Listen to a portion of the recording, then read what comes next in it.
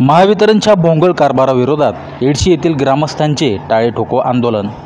गेली 1 ते 1.5 वर्ष झाले येडशी येथे लाईटचा भोंगळ कारभार सुरू असून दिवसातून जवळजवळ 5 ते 6 तास लाईट नसते। अनेक अर्ज व विनंत्या करून तेच प्रकार होत असल्याने ग्रामस्थांनी महावितरणच्या ऑफिसला टाळे ठोको आंदोलन केले।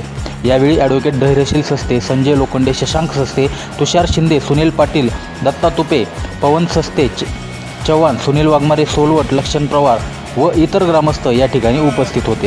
येडशी येथे MSEB ऑफिसला आम्ही सर्व ग्रामस्थ मिळून कुलूप लावतो। त्याचा विषय असा आहे की गेले 1-1.5 वर्ष झालं MSEBचा कारभार हा भोंगळ कारभार चालू आहे। पूर्ण येडशी गावात लाईट आहे का नाही हाच प्रश्न आहे। आम्ही आज त्या कारभाराच्या विरोधात MSEBचे आम्ही खूप निवेदन दिलेत। वरिष्ठ अधिकाऱ्याला बोललो पण वरिष्ठ अधिकारी आहे काय दखल घेत नाही आहेत। त्यामुळं आज आम्ही इथल्या प्रॉपर्टी इंजिनियर साहेबाला भेटलो असता इंजिनियर साहेबांनी हातबलता दाखवली। त्यानंतर आम्ही आज MSEBला ताळा मारत आहे। जोपर्यंत वरिष्ठ अधिकारी येत नाहीत तोपर्यंत हे MSEBला ताळं राहील।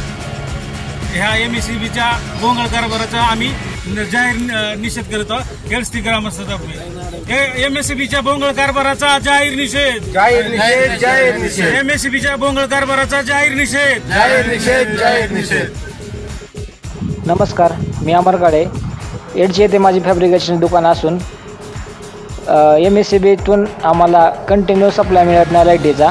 तसेच दिवसातून कमीत कमी 5 ते 7 तास लाईट जाते आणि कंटिन्यू हे कमीत कमी 1 वर्ष 1.5 वर्ष झाले हे प्रॉब्लेम चालू आहे।